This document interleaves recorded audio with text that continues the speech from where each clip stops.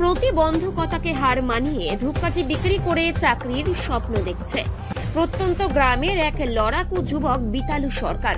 হ্যাঁ, আজ তারই লড়াই করার দৃশ্য দেখা গেল উত্তর দিনাজপুর জেলার কালিয়াগঞ্জের ফুটপাতে। ছোটবেলা থেকে জন্মান্ধ হলেও নিজেকে প্রতিবন্ধী মনে করেননি তিনি। তাই আর 5 জনের মতো পড়াশোনা চালিয়ে বিএ পাশ করার পর এখন স্বপ্ন দেখছে আগামী দিনে চাকরি করার। দক্ষিণ দিনাজপুর জেলার কুশমুন্ডি ব্লকের 7 মাইল এলাকার বাড়ি বিতালু সরকারের। অতি দরিদ্র পরিবারের ছেলে হলেও লক্ষ্য যদি কারো ঠিক থাকে তাহলে কোনো কাজই অসাধ্য নয়, তিনি তা মনে করেন বলেই আজ বিএ পরীক্ষা পাশ করার পর আগামী দিনে চাকরি করার স্বপ্ন দেখে বিএডে ভর্তি হয়েছেন তিনি। বাড়িতে 3 ভাই এবং বোন রয়েছে। বাবা সামান্য কৃষি কাজ করে, তাই সংসারে বাবাকে সাথ দিতে এবং নিজের বিএড পড়াশোনা সম্পূর্ণ করার জন্য যে অর্থের প্রয়োজন সেই অর্থ জোগানোর জন্য তিনি বেছে নিয়েছেন হাতের ধূপকাঠি নিয়ে রাস্তায় রাস্তায় বিক্রি করার পথ। আজ এমন ভাবেই তাকে দেখা গেল কালিয়াগঞ্জের অলিতে গলিতে ধূপকাঠি নিয়ে বিক্রি করতে। বর্তমানে সে বিএড করছে নরেন্দ্রপুর বিবেকানন্দ মিশন আশ্রম আবাসিক দৃষ্টিহীন বিদ্যালয় থেকে। দৃষ্টিহীন হয়ে যেভাবে রাস্তায় রাস্তায় লাঠি হাতে নিয়ে ধূপকাঠি বিক্রি করছে বিলাতু, তার এই সাহসিকতা সাধুবাদ জানিয়েছে সাধারণ মানুষেরাও। হ্যাঁ, আপনার নাম? আমার নাম বিলাতু সরকার। কোথায় বাড়ি? 7 মাইল। 7 মাইল কোন ব্লক?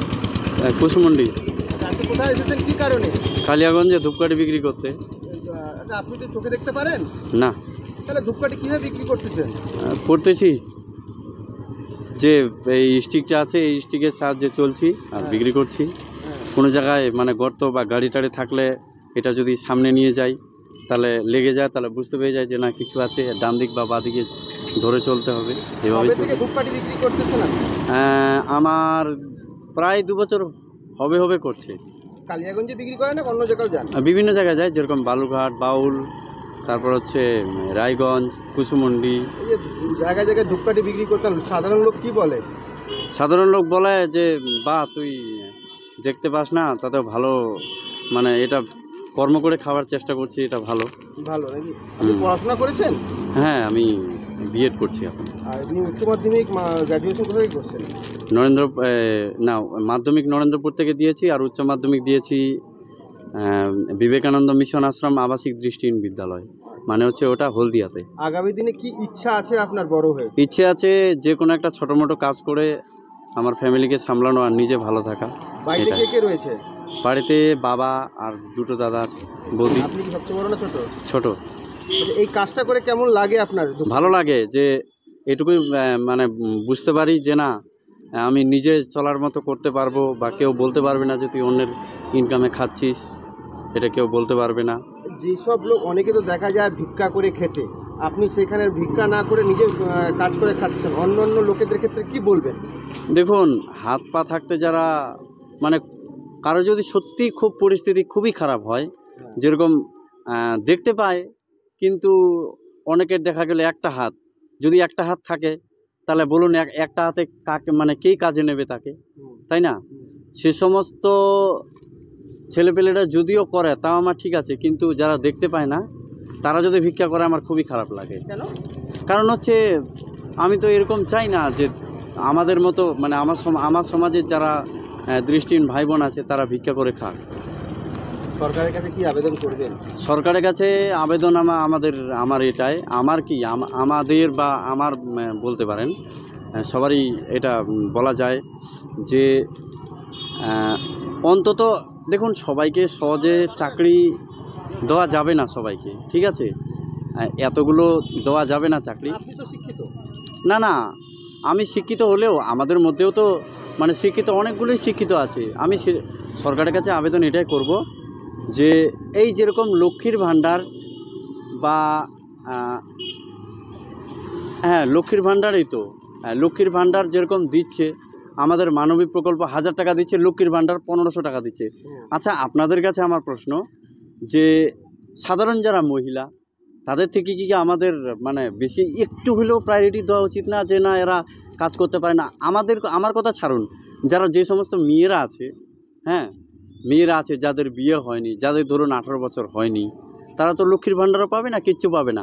আবার বলছে কি সরকার যে লক্ষ্মীর ভাণ্ডার আর মানবিক প্রকল্প করলে যে কোনো একটা ভাতা কম মানে কেটে দেব। তো আমি এটাই বলতে চাই যে অন্তত মানবিক প্রকল্প এই যে 3-4 বছর বা 5 বছর থেকে আমাদের বাড়ানোর কথা আছে, মাত্র 10 থেকে 15 বছর যে সময় থেকে আমাদের এই রাজনীতি দল এসছে, হ্যাঁ, তখন থেকে মোটামুটি 1000 টাকা চলছে, তো চলছেই। তো লক্ষ্মীর ভাণ্ডার যদি 1000 টাকা হয়, আমাদেরও যদি 1000 টাকা হয়, আমার কাছে সমাজের কাছে এটাই প্রশ্ন যে তারা কি করছেন, মানে তারা কি বুঝতে পারছেন না, নাকি না বুঝেও বুঝার ভান করছেন যে একটু ভাতাটা বাড়ানো উচিত। আমি জানি যে কাজ দেওয়া সবাইকে সম্ভব না, না তো কি বলুন, যে চাকরি দেওয়া তো মানে একজনের দায়িত্ব নিয়ে নেওয়া একদম সরকারের, তাই না? তো সবাইকে চাকরি দেওয়া যাবে না, যদি একটু স্বাবলম্বী করার আমরা চেষ্টা করি। ঠিক আছে দাদা, আপনার নাম? অপূর্ব রায়। কি দেখলেন একটা দৃষ্টিহীন যুবক, শিক্ষিত যুবক ধূপকাঠি বিক্রি করে, কি বলবেন তার সাহসিকতাকে? এনার তো চোখ নেই, হ্যাঁ, যাদের চোখ আছে তারা চোখ থাকতেও ভিক্ষা করে বেড়ায় বা অন্যের কাছে সাহায্য চায়। তাদের চোখ থাকা সত্ত্বেও তারা আসল হচ্ছে অন্ধ। এরাই হচ্ছে আসল মানুষ, যারা অন্ধ হয়েও লোকের কাছে সাহায্য চায়। মনের জোরে এরা নিজের পেট ও নিজের পরিবারের পেট পালন করছে। এটাই হচ্ছে আসল ব্যক্তিত্ব। আর ইনি যেটা বললেন যে লক্ষ্মী ভাণ্ডার বা অন্য কিছু এদের যেটা ভাতা, এটা অবশ্যই রাজ্য সরকার হোক বা কেন্দ্র সরকার হোক, দুটোকেই ভাবা উচিত যে এরা তো একটা মানে এরা হোক বা বৃদ্ধ হোক, এদেরকে অবশ্যই এদের প্রায়োরিটি বেশি দেওয়া উচিত।